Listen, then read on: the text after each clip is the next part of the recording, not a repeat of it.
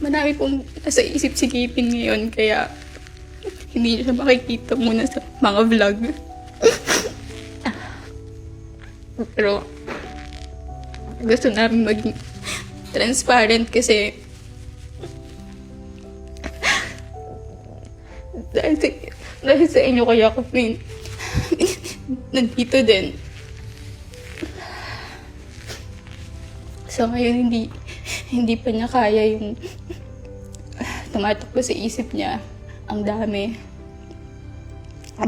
Bago mangyari lahat yun, nag-usap kami.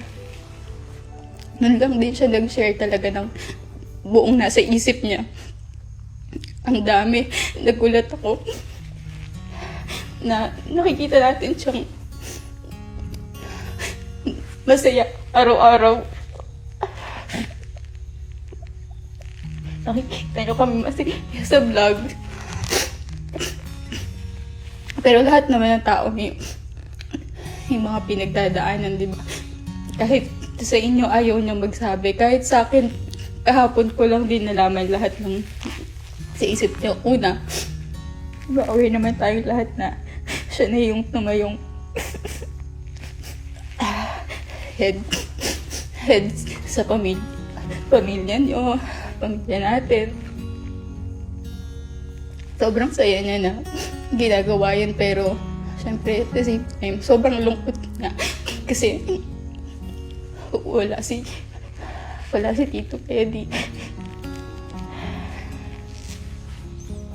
Isa yun sa sobrang dinadala niya pa rin hanggang ngayon. Kasi sobrang sakit din mawala ng mahal sa buhay. Napapagod na siya araw-araw. Sabi niya, hindi niya alam kung ano pa yung kaka-excite niya bukas kasi kinuntang yung mangyayari. Paulit-ulit na lang daw ganun. Pero hindi siya pwedeng huminto. Kasi paano daw? Pag nagsakit kayo, paano si tita, paano yung mga taong papaligid sa kanya. Eh, hindi siya pwede sumuko, pero pagod na siya. Hindi na niya alam kung paano imomotivate yung sarili niya. Kahit simpleng bagay daw naiisip niya na palakihin. Yung mga bagay na sobrang simple, katulad nung sa amin. Akala niyo, hindi kami nagkaaway o hindi kami nagkaaway. Kasi pinipili namin intindihin yung isa't isa, pero meron pala kaming hindi nasasabi. Kasi isa't isa. Kahapon lang sabi niya, nakikita niya doon sa akin, gusto ko ang magpakasal kami.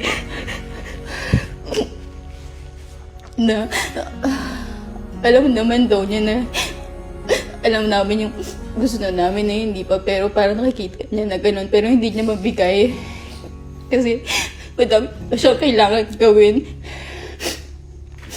Naiintindihan ko man, pero hindi ko mapag-ano sa sarili niya kasi yun yung naisip niya. Ang simpleng daw na paglilinis ko ng bahay niya, parang naiisip niya na mabigat siya.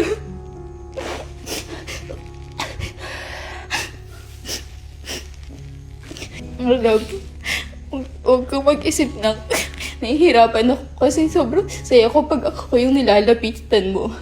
Sobrang saya ko din pag ikaw yung nilalapitan ko na kaya kong makita malakas. Sabi mo nga, maging malakas ako.